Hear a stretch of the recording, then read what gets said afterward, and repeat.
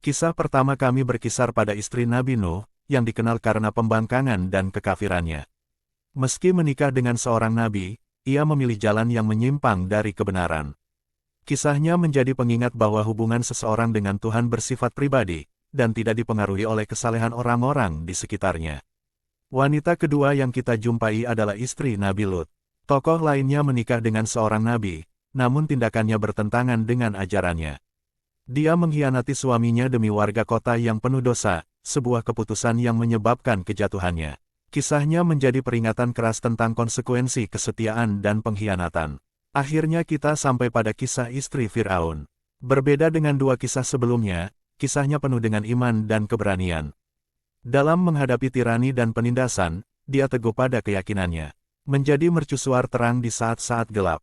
Kisahnya merupakan bukti inspiratif tentang kekuatan iman dan keberanian untuk membela apa yang diyakini seseorang.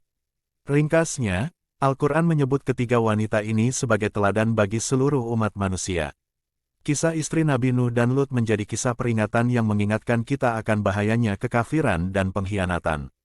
Di sisi lain, istri Fir'aun menjadi teladan iman yang tak tergoyahkan dan keberanian dalam menghadapi kesulitan.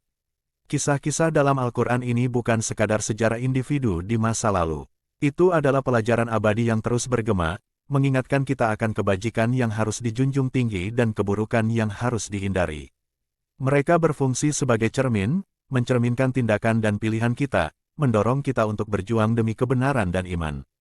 Ingatlah, jalan menuju kebenaran tidak ditentukan oleh pergaulan atau keadaan seseorang, namun oleh pilihan dan tindakan pribadinya. Jadi, saat kita menjalani kehidupan, semoga kita mengambil pelajaran dari kisah-kisah ini, dan berusaha untuk menjalani kehidupan yang beriman, berintegritas, dan saleh. Terima kasih telah bergabung dengan kami dalam perjalanan mencerahkan melalui Al-Quran ini. Sampai jumpa lagi, teruslah merenung, dan bertumbuh dalam pemahaman Anda mengenai ajaran-ajaran abadi ini.